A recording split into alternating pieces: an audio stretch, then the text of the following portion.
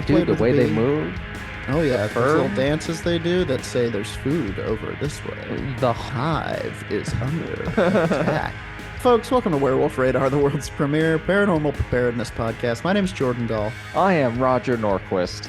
No sign of Nate Balding today. He went under the water to check out the Baltic Sea anomaly, and we haven't heard from him since. But we know he's still alive because we have vital signs attached to his. It's called a depth suit. It's kind of like the thing from Fallout, but it's a submarine. The suit, you know, the iron suit. Anyway, today's episode of Werewolf Radar is brought to you by Monstruco Farms presents the Omni Root, a ghostly white vegetable combining all the best parts of eggplants, carrots, onions, celery, and parakeets into one delicious low-hanging orb. Order a pallet today to receive a free silencing hammer and get cooking. The Omni Root by Monstruco Farms. Don't listen to its pleas. Now, I'd need all that stuff, so I think this item is for me. Yeah, You say parakeets, though. yeah, that's in there, and it's Should I be evident. adding parakeets? Like, I have no problems eating different meats. Here's but, the thing. Here's the thing. Parakeets Yeah. packed with protein. They're packed with vitamin P, which you can only get from a parakeet, but they're hard to catch. They're cutie pies, which makes it difficult to kill them for food and meat. Yes. And they're covered in beaks and feathers. You know what's not? The Omni Root. It is simply that good parakeet protein. You get the vitamin P. Yeah, it's a little alive, but not as much as a parakeet. And yeah, it screams and it squawks. But you get that silencing hammer, and that's not a problem. You crack it open, you pop this in a soup. No more going to the store, filling bag after bag with onions, carrots, celery, parakeets, eggplant. You know, dragging it all home. You pop this one baby into your soup, you're good to go. There's side effects, but they're printed right on the vegetable. Good. Well, as long as it's printed on the side, I'll pick up a few, try them out for dinner. Legally, they have to. You get a free pallet, actually. You'll have a pallet when you get back to your place from the bunker. If you can go topside this month. We'll try it. I do miss my lady. I love her. The sun is still up there, and the sun knows what you've done. I know. That's what's keeping me down here. Yeah. The sins. The sins of the sun father. Do you want to go first this week? Yeah, I can go first. Let me. Should we do a segment called Where's Nate? Sure. Or do you think the people care? I don't think anyone matters. I think, of course, they wonder where Nate is, but we explained to them. I like Nate and his presence. He's under the sea, the Baltic Sea right now. Yeah. I think in terms of where he is, he's probably within the anomaly. You think it's one of those, I guess, moonfall? He's entered the anomaly, I and now think he him went and up to the anomaly, Yep. and he found a panel that was shaped like a hand, Okay. and he pressed his hand against it. Now he's within the anomaly, and he's having trouble getting out because of some sort of organism, potentially a biotechnological organism. That's the only way you can survive for eons, so that's a very good theory. Really is the best way to survive for eons. If you're gonna survive for eons, go biotech. All right, so let me grab the speaking skull, take it out of the chest, blow the dust off of it, and let's go over to medium.com where I've been watching a lot of YouTube videos and stuff. I've been going down the rabbit holes of time travel. And last week we were talking about some kind of pseudo-religious demonic entity energies, the Zuzu entity, and some of the sightings and cases of it. Very bizarre case of the Gulf Breeze 6. Go on. Roger asked Metal Al to show us a picture of the Zuzu, and it was adorable. It was adorable. It was a little Pokemon. Actually, more Digimon vibes on it. I can't really bring it up on... It was a Mon, though. You better believe it was a fucking Mon. It was a Mon. Yeah, it definitely has the ability to fight other Mons. But I would say it's a normal type with a potential psychic evolution. Yeah, if you can see it on the YouTube, everything's blown out. But look at those eyes. All right. I've been There's having... nothing. We couldn't see any of it. You could see the eyes. Don't worry about it. Go ahead. They were black and they were monstrous, like all Mons. So, taking a break from that and probably switching up entirely because right now I honestly am obsessed with time travelers and their stories. We talk about them every once in a while and go into a case every once in a while. So, this is a mini deep dive Love a time into the traveler. mysterious story of Sergei Ponomarenko. I don't know how Sergei it's yeah, Ponomarenko. Ponomarenko. Go for it. I think lean in. Sergei Ponomarenko. Ponomarenko. A glimpse into the most convincing case of time travel ever. Ever? That's what I put that on there because I kind of it's up there, man. Like Fucking party, dudes. it's weird. You might have seen this on the YouTube not essayists, but paranormal people that read the winkies on stuff. It's a fascinating tale. This was written by one Ibrahim Ayez. If that's how it's pronounced, I did it. If not, I tried, man. Yeah, you're doing great work. I'm doing the out here, best dude. I can, you know? And I paid for membership to Medium to read articles like this. Medium has weirdly a great collection of articles written by people who are interested in the paranormal and accurately kind of recording them for posterity's sake to be like, here's what happened and what we know without leaning heavy in either direction to where like, no, this was real. He was a real time traveler. Or like, this is all bullshit. And here's why. That actually is a good source. I'm not allowed on Medium. I have to use large. That's all right, man. Boy, I was waiting, fucking vibrating with energy to make that stupid fucking joke. Don't worry, it was worth it.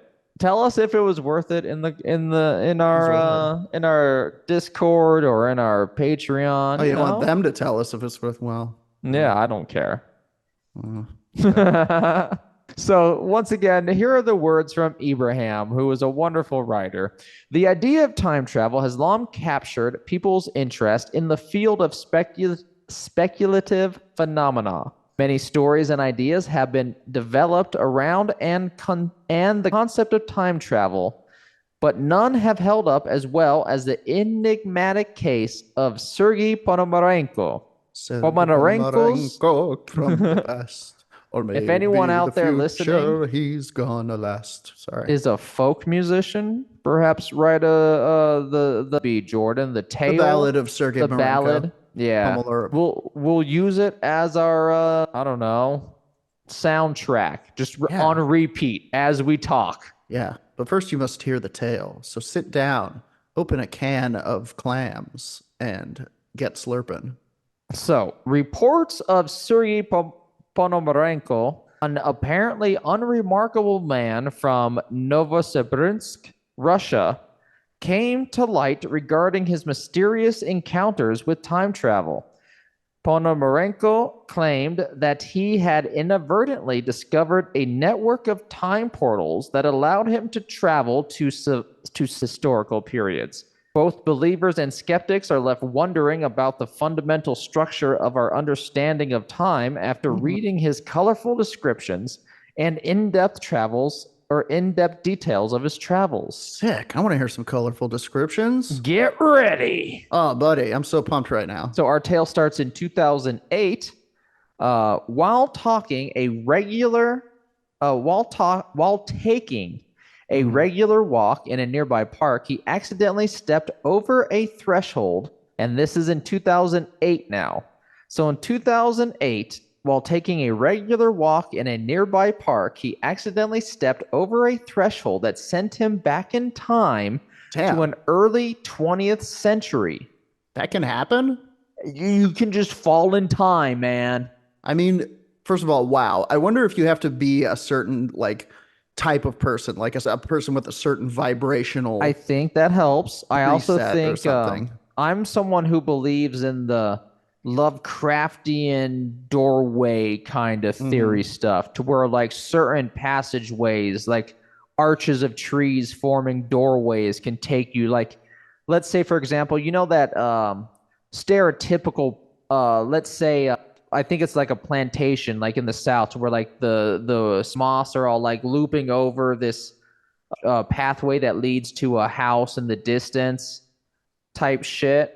I believe like you go through that on the right day and stuff, you enter the past of that house. I'm right there with you. Remember that story about those people who saw like a doorway made of tree branches, and when they went through it, it was like another place. When they on the other side, that it was a type of forest. stuff. Sure, naturally occurring gates, if you will. Yes, I that's kind of what happened here. Like some sort of threshold that sent them to the, as it says here, the early 20th century. Researchers were astonished by his comprehensive and vivid memories of the sights and sounds and people he encountered throughout that historical period. With an astonishing precision, Ponomarenko captured the attire, buildings, and even the political atmosphere of the era, raising questions among scientists. He claimed to have been born in 1932 to the... That's not even a year. Did I say it wrong? No. Claimed to have been born in 1932 to authorities. That's what it says. One more time. He claims to the authorities that he was born in 1932. I understand. He's not saying that his parents were the authorities. There needs to be a comma there. Yeah. Like I was like, ward of the state, Sergei Ponomarenko. Yeah. It's like that Bill Cosby book, Come On People. Do you mean Come On People? You need a comma in there. Also, please, sir. Stop doing sex crimes. Wearing an outdated dress and carrying an antiquated camera, he gave off the right vibe. The most convincing thing was that he was carrying a 1950s Soviet paper and purportedly proved he was 25 years old. Fuck, that's weird, man. That's weird. Sorry, I read that a little bit wrong, but it's still weird. The most convincing thing is that he had a Soviet paper. The paper is crazy. ID. Oh, like papers, please kind of thing? Yes. Interesting. That reportedly proved that he was 25 years old, like our IDs here in the States. Well, I'll be. I mean, in most places now, Soviet time was different. In Soviet Union, you had paper instead of ID. In Soviet Union, there was no ID checks you. I don't know. Leave me alone. We'll have something by never. Leave me alone. That's not happening. Then Ponomarenko started displaying images to the public that he said he had captured with his camera. Here's one of my dick. Here's one of somebody else's dick. In Kiev. Here we have Kiev spelled two separate ways, showing that the author doesn't know the correct way to spell Doesn't know either. No, there's a Ukrainian way to spell it and a Russian way to spell it. We spell it the French way with a weird dactyl over the K. Yeah, we do what we want, baby. Have you ever had chicken Kiev, by the way?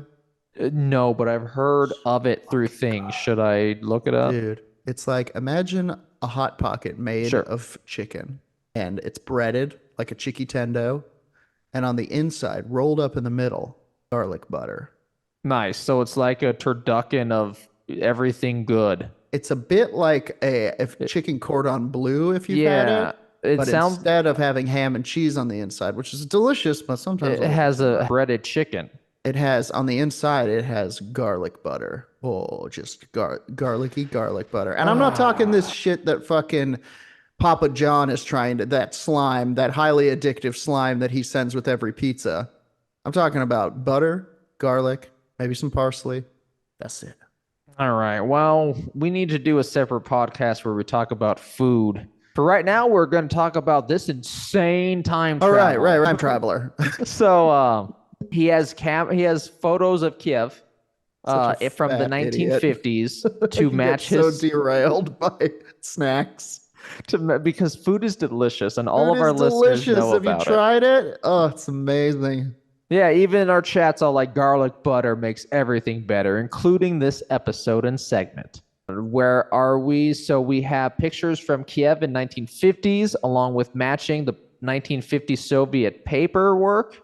All this is legitimate according to first look from the authorities. The pictures have him along with an unidentified woman. Ponomarenko also claimed that one of the photos showed a UFO. Okay. I don't have it brought up, but this is easy to find the photos of this, which I will bring up for our YouTube in just a moment. As soon as I hit, oh, I'm hitting every wrong button. What exciting. Hey, Jordan, there you are again. Hey, buddy. I found Zoom. You've done it. Incredible work. Thank you. I need it. So this next part of the story is called It Gets Even Crazier, which I like because already it's pretty crazy. It's pretty crazy. It's hard to make it crazier and it has than more time depth. travel. It has more depth as well, versus like the Swatch in the Chinese tomb. Do you remember that one? Oh, yes. Yeah, that's when we're getting into ooh parts. Yeah, and that's because here is one of the photos as well. It's weird because that text, in a historical linguist type of sense, is ancient, Chinese in a very old text form. This is the man right here from the future, though, and we'll go into it. But this is Sergei. Okay. I mean, he doesn't what I was expecting. I suppose he looks a little pasty. The mustache is a little old-fashioned. And this is the UFO zoomed in from one of his photos. Oh, it looks like a hat falling. It be anything. I'm not going to say this is a great photo by any means. It would be floating by when this would have been taken in the 1950s. That would have had quite the blur if it was moving, So it is stationary in the air there. That's true, I suppose. It's not like they had fucking crazy. No, and this is the time when photography in terms of a speed sense is picking up. Like we have cameras that are really able to capture like the instant stuff happens. This is when like horse racing really gets to that cut wire to be like photo finish type nonsense, Yeah. Could be a kite. The is saying, and I agree with that. But that's the photo. This traveler is claiming that he has photos of UFOs. All right. Well, I mean, like, dope. Feels like some shit they would be involved in. When the authorities combed through the old files and discovered a man with the same name who vanished in 1958, the strange tale took an unexpected turn. Intriguingly, they located the man's girlfriend, who was in her 70s at the time, and the woman in the pictures turned out to be the girlfriend. Interesting. After that, she reported to the authorities that Ponomarenko had vanished for 2 years before making a comeback in the late 1950s. Don't call it a comeback, Ponomarenko. Furthermore, she later received a picture that purportedly was taken in Kiev in 2050. Oh. And that's the one we saw with the mustache. That is Kiev in 2050. What? Can I see it again? You can, but I'm going to give you the wide. I was keeping that from you as well. Hit me the wide. I'm getting better with some production. I'm trying to... This is Kiev 2050. Okay. Let's, can you make it a little bigger? Enhance. No. Okay, well, they look like they're doing pretty good. What is that in the background? It's the person-like thing. I think Kiev's got a weird new person statue. Oh, something to look for. You guys are in war right now, soon you're gonna have a weird statue. Maybe it's a statue of what's his name? What's the president's name? Zelensky? Yeah, maybe it's Zelensky, or maybe it's Putin. Let's not speculate on politics. Putin. But perhaps it's President Xi. Oh shit! Fuck! Shit! Fuck! Maybe it's me. Maybe things get pretty wild for me. Become dictator of a few Eastern states. Hey, who's to say I'm a dictator? Maybe I'm a nice guy. Maybe I am. But you might be a nice guy. A just and caring leader. Maybe you are a just and caring leader, and I become like your crazy alt-right opponent? side, and I'm like, he's a tyrant. He's trying to give rights Interesting. to everybody. I mean, I will round up all the Capricorns, but that's like nothing bad will happen to them Oh, well, that doesn't affect me. I'm an Aquarius. if they cooperate. Yeah, and I can guarantee we'll never come for the Aquariuses. Yeah, that's how the poem goes. First, they came for the Capricorns, and I that's said it. nothing, and that's what. I was very lucky that it all ended there. Anyway, go ahead. So we have some now debunking. I'm trying to bring us segments that aren't just so like this is it, but like let's look at both sides of this. Yeah. Look, I'm not a skeptic, but I am not either. I don't like being fleeced. Yes. So quite often I find the easiest way to not get fleeced is to look up the possibilities. Yes. So here we have some possibilities. Let's say yay, nay, or boogity boo, which I think maybe we have a new catchphrase, boogity boo. Yay, or boogity boo. Interesting. I like that. We'll have something by Tuesday, okay? Please don't for it on Monday. Yeah, Monday's bad. So strange as it seems, after all these years, the mystery may have finally been solved. A YouTuber who goes by Joe Scott has been investigating this matter further and has developed this theory. There is no evidence, so we are just working in theories. Let me know what you think. Supposedly, the image that I showed you, and I shall bring it up again, I don't know the skyline that I'm going to be talking about as best as I truly should for this, is what it is. But the photo supposedly taken in 2050 Kiev has been cloned and may contain the Empire State Building. And I said may. So if you're on our YouTube, you can see this. If not, I will share this picture. Let me actually copy. Oh, yeah, that may be the Empire State Building. Where? I don't know. Back left. Is it the one in the back, this guy? Yes. But I mean, like, other buildings surely have this type. Doesn't the Chrysler building have the same-ish peak if you look at it from a distance? All right, I'm going to sing you a little song real quick. Okay. It goes, bop. It goes on like that for a while. Okay. And at one point, it goes New York, New York. It helps you visualize the Empire State Building. Sure. So ba-ba-ba-da-da, ba-ba-ba-da-da, ba-ba-ba-da-da, ba-ba-ba-da-da. Let us know what you That's think the Empire State in the Building. comments of the YouTube, if you could. That would be helpful on this one, and not so much as a joke, but like, what truly do you think? Are there other buildings that look like this? Do you notice other buildings in the skyline that could also be cloned? I am interested to find out. Now, I would almost think that his jacket would be somehow futuristic. Do you think he got the jacket from 2050, or was that like something he brought? I brought that this from trench home. coat style has been around for a while. There's some, like, jeans, for example, truly have been around in the same fashion since 1860, 1850, you know, like 1890, like you can still find those style jeans, you know. Right. Unfortunately, Jenkos didn't take off the way we all wanted to change the scene. I'm still wearing Jinkos. I know you are, man, but you Can't know. get them off. That's the curse. Every time I go for the belt buckle, another pair of hands comes out of pockets and grabs my hands. I kind of agree with you, though. Casually, we dress different, and I feel there should also be more difference casually on the 2050 than there would be. Well, it's a fairly unique looking coat, and fashion is cyclical. Fashion is secular. I don't know much about fashion. If you know fashion, is this jacket futuristic? Yeah, nor do I. I would wear the jacket straight up. Yeah, I'd wear that jacket. Yeah, and we're from the. Yeah. No, wait, we're from the past, Jordan. They're hearing us in the future. That's right. We also are time travelers. Let us tell you what happened yesterday to help you tomorrow. Oh, boy.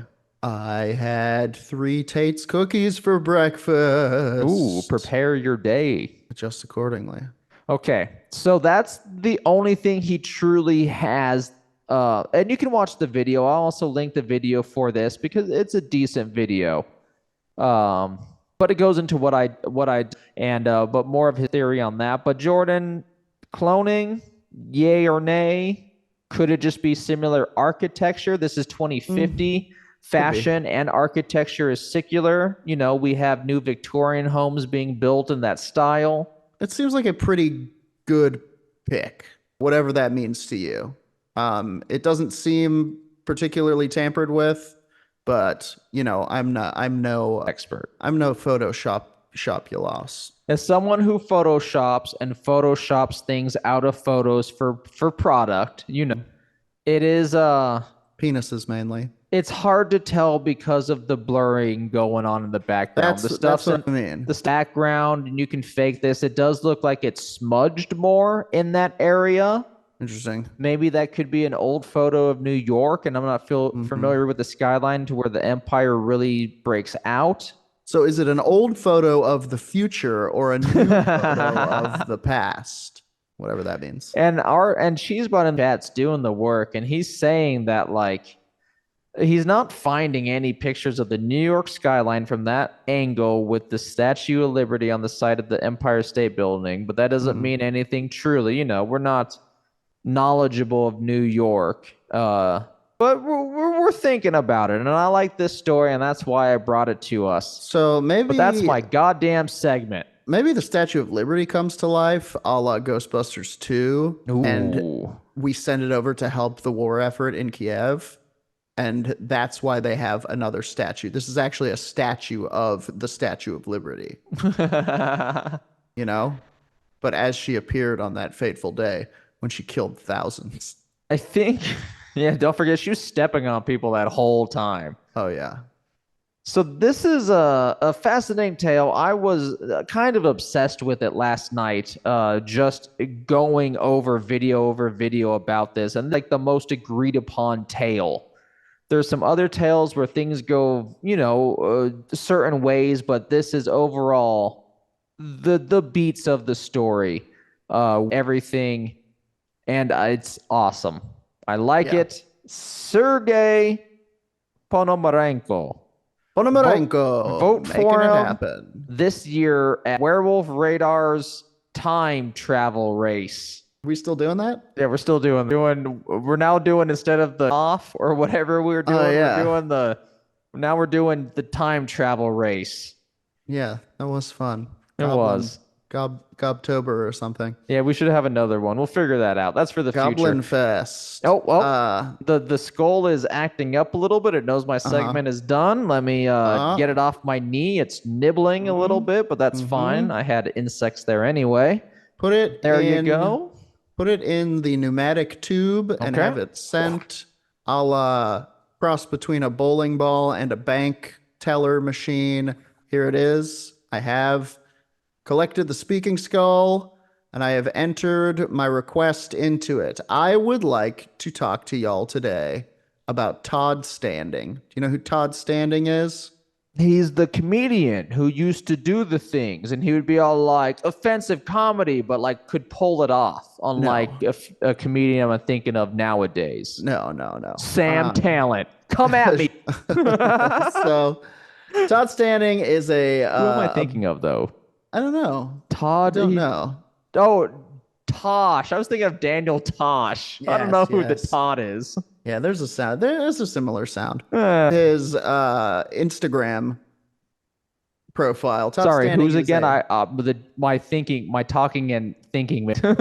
Todd Standing. Todd Standing. Okay. So according to Todd Standing's Instagram profile, he is a writer, director, producer / tracker / wilderness guide featured on Discovery Channel, Netflix, Amazon Prime, CNN, BBC, the New York Times, and more.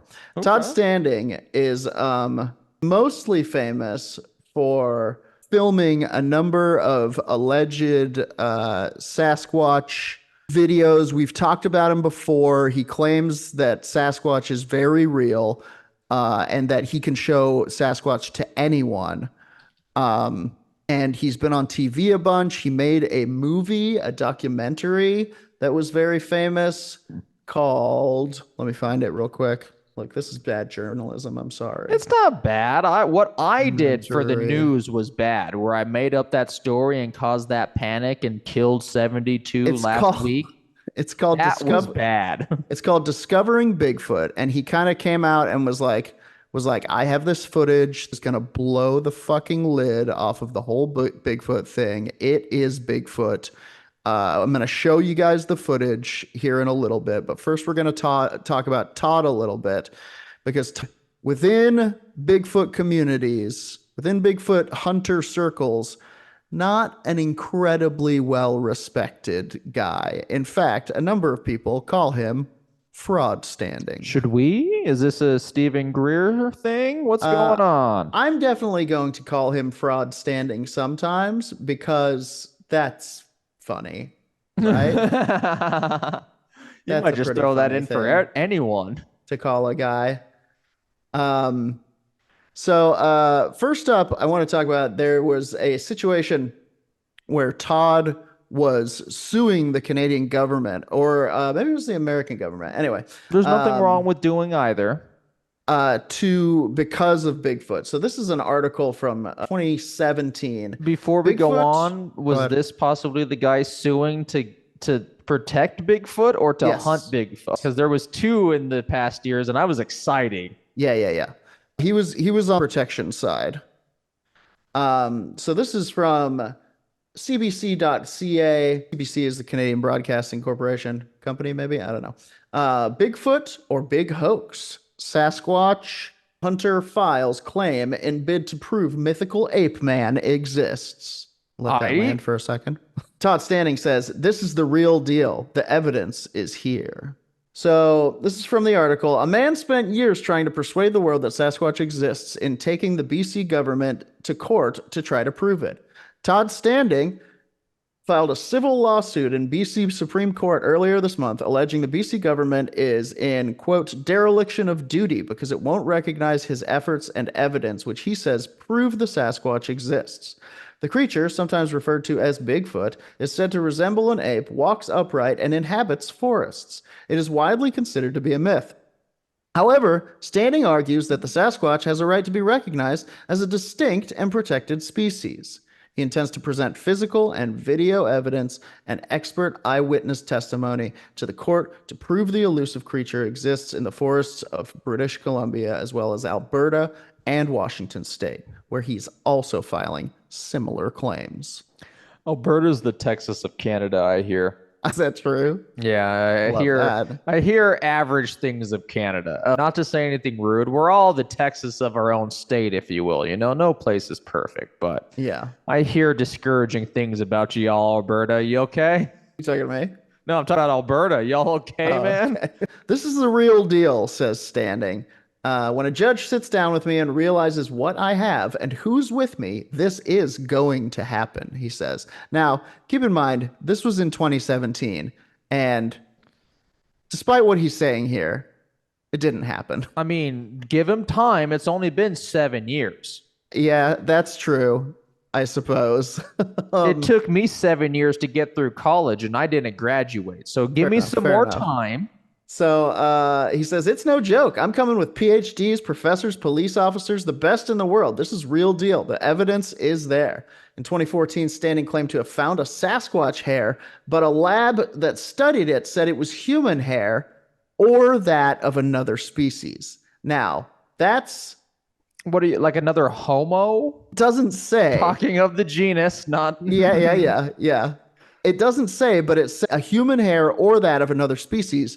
Sounds like some pretty inconclusive shit. That's inconclusive. That is you not that if you with 100% certainty that it's human, then the doubt remains. Then the doubt remains. And like a higher percentage, like what if it is at 30%?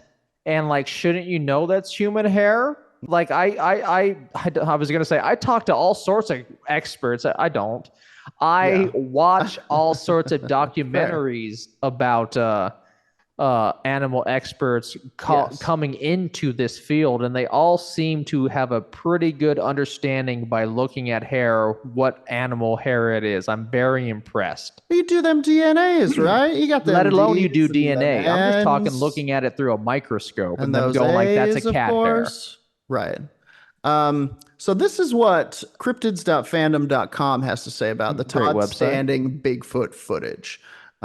We stan fandom.com over here. They good work. It's kind of a Wikipedia for deep nerd shit, including this.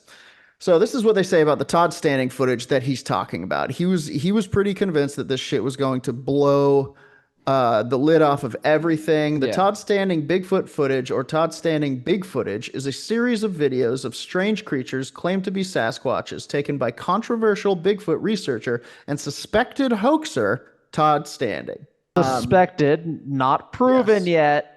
Well, you're going to see some of this stuff, and some of it is pretty janky, but some of it is pretty impressive. Despite his footage being considered dubious by many due to the human face ratios, that's a thing that we'll talk about, shown in it, the inconsistencies of the creatures, and one video showing an alleged Sasquatch almost tripping while running up a steep hill. I've seen that one. It looks like a guy in a Bigfoot can be clumsy, though. Don't think Bigfoot can't be clumsy, but this is a guy in a suit. Not the Bigfoot I know. Yeah. The Bigfoot I know is graceful Yes. and enigmatic and, flees through the woods with the greatest of care. A forest dancer, I call him. That's what I call him.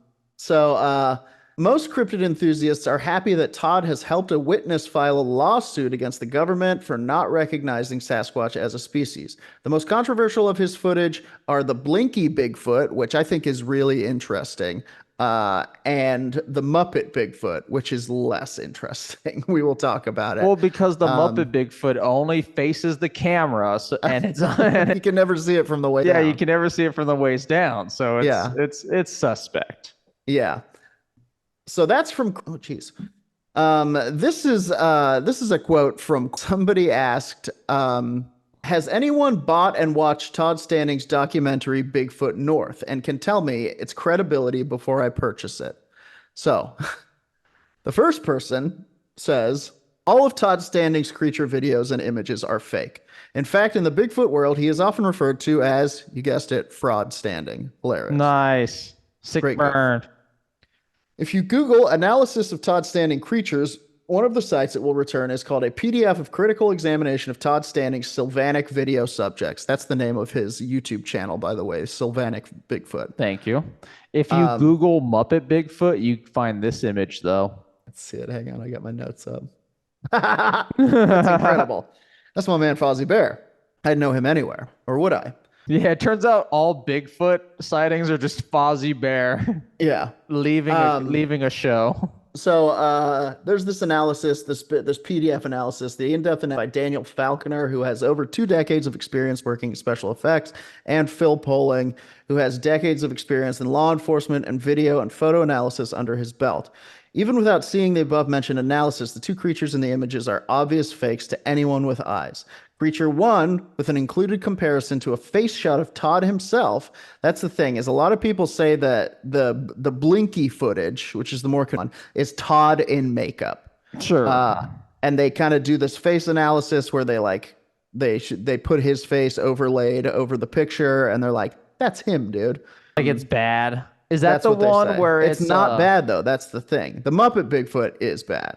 It has bad looking eyes and is just pretty terrible overall. I wanted to show you guys, there was the Amazon, here it is, the Amazon.com reviews of his movie Discovering Bigfoot are fairly important. He also is like pals with Les Stroud, aka Survivor Man. Really? Who is a pretty, well, I say pals, but basically he has taken Survivor Man to his Bigfoot spot, and they look for Bigfoot, and he never sees anything, conveniently when a very respected skeptic is there. Not that he's a skeptic, but Les Stroud is kind of a big proponent of Bigfoot. He says that he's heard. Like he's all about it, like Dr. Meldrum? Yes. Yeah, like or Meldrum. He's all to be like, I believe in this, and I've gathered evidence myself that's credible. So this is a 5-star review from a verified purchase of the movie. Beautiful. Discovering Bigfoot offers irrefutable evidence of the existence of Sasquatch, period. Discovering Bigfoot is a spectacular and incredibly well-presented HD documentary with well-renowned professor of anatomy and anthropology Dr. Jeff Meldrum and wildlife biologist Dr. John Bindernagel. Nice. All those researchers... That's a silly name. It is. We'll move past it. All those researchers that search for Bigfoot will be utterly amazed. True investigative field researchers that dedicate their time and know Sasquatch are real will have a broad and enthusiastic smile. Okay, we're kind of losing the thread here a little bit.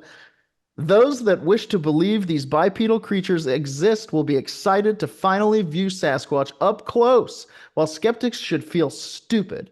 No one in their right mind can dismiss this proof of as Todd Standing delivers as a well-crafted documentary with the best evidence ever. Be prepared to get excited, for these wonderful creatures should soon receive protection and the recognition they deserve. It is free with freebie. That's a 5-star.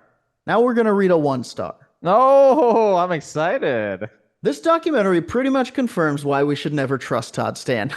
I watched this documentary on Netflix, and it had to be one of the worst documentaries on Bigfoot I have ever seen. I mean, I could produce one.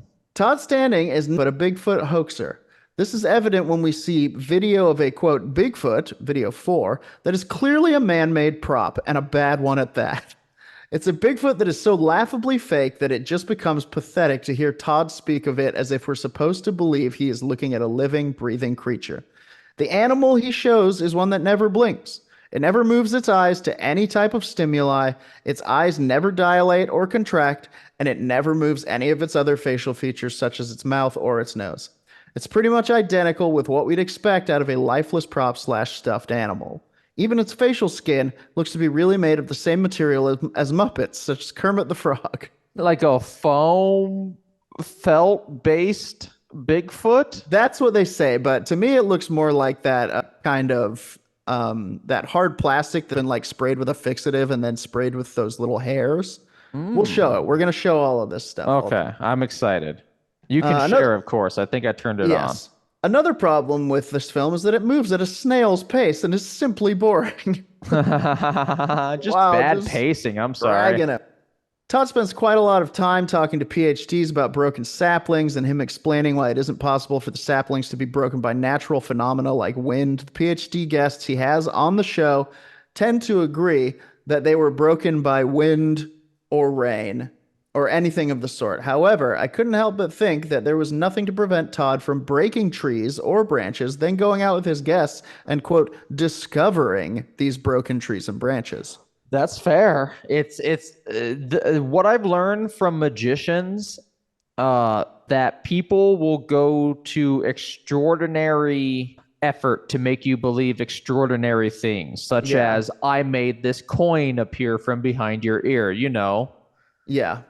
So this person basically just goes on to thrash the whole thing. Sure. There's a segment that talks about gifts. He was brought apples. And he says, speaking of those apples, there is one scene where Todd has 3 apples on a log, and we're moments away from seeing Bigfoot coming up and taking those apples. It's night, but otherwise, we're finally able to see a real living, breathing Bigfoot take those apples. But then out of nowhere, apparently another Bigfoot got the jump on him and was threatening him. And we all see those apples. All we see of those apples is they're sitting in the far dark distance, and we see a hand reach out and take the apples. Of course, we never get any footage of the alleged aggressive Bigfoot that was threatening him. Convenient. Now, what do you feel in documentary? I feel you should not play with that line. There are plenty of the line of reality. To where you should not fudge things. However, no, absolutely we've all enjoyed many documentaries to where there is a dramatic reenactment. Sure. And I have some thoughts on these things. Yes. I have some thoughts on why people would hoax. On that, are they both a hoax? Are acceptable sometimes. That type of thing. Yes. So I'm going to go ahead and we're going to watch these Todd Standing videos right now. Okay. You have access to everything, I do believe. Have access, Rocket. I hope. You do have to turn on sound manually. Let's see. And you have $1.25 every minute for my 900 number. Okay. Do you see this? I do. Would you like to get access to my 900 number? No. Now, all right. I'll keep asking you. Hear this? No. You don't hear anything. I don't. That means you didn't turn on the sound. How do I turn on the sound, Roger? When you share again. Oh, I have to stop share? Yes, stop share. Okay. We're brought back in time. I'm excited to see this video. Okay. So these are the Canadian Sasquatch original footage by Todd Standing. I'm excited. Sound's working. Is that full screen? Full screen. Right. It truly doesn't Zoom recording though. So we'll skip ahead a little bit. I don't know. It's kind of beautiful, serene forest sounds. I'm kind of falling asleep.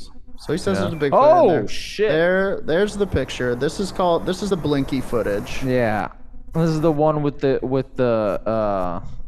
Now, if you want to see it blink, which is very fucking interesting. I think this is the one where it blinks.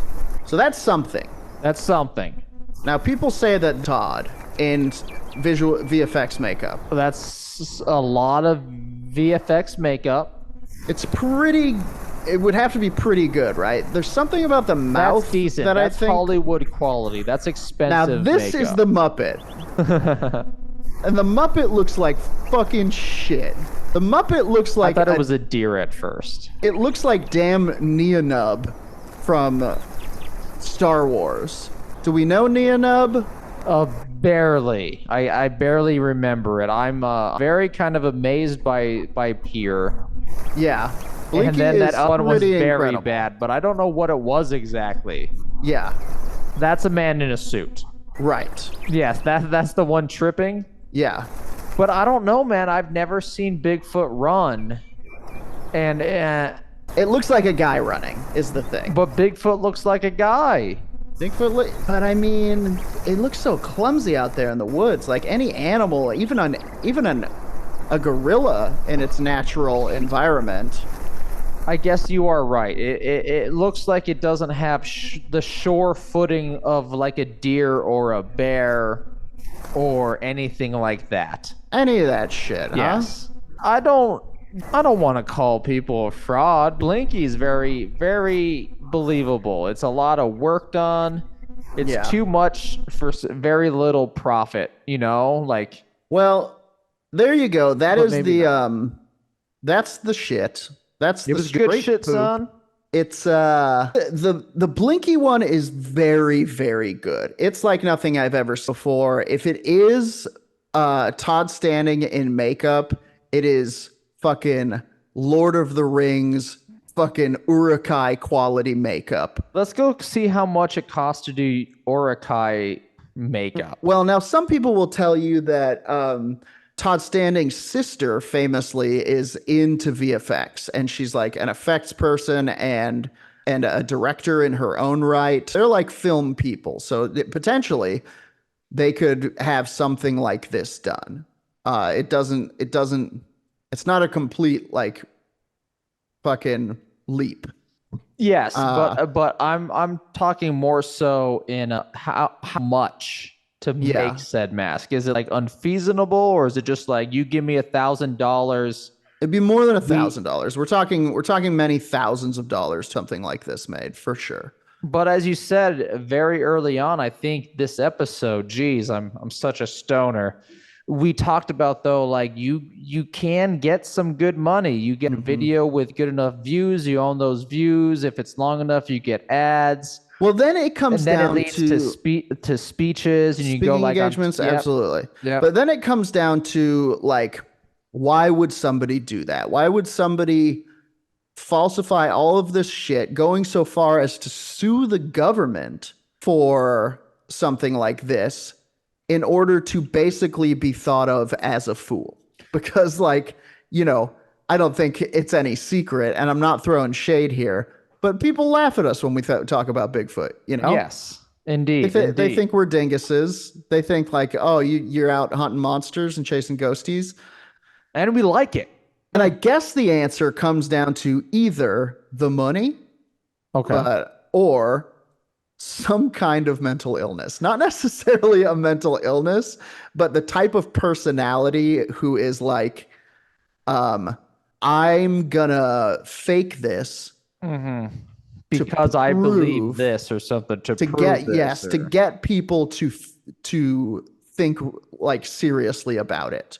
I think that is what's happening as well. If he is hoaxing it, not being thrown him, but if he is faking it, it does seem to be where it's very heartfelt, and he believes Sasquatch He believes exists his own bullshit and wants it to be protected. So he is willing to fake things to get awareness. He's doing the gaff so he can get the funding to actually go out and find it, which is horribly misdirected thinking. That's just not how science works. If people find out you've made any kind of hoax, you're fucking off the table, my guy. Yeah, they Now, look less. They think even less of it and such. absolutely. And like, so a good example is like the doll face Bigfoot is such trash. It's fake. It's nonsense. It looks like a poorly made prop, honestly.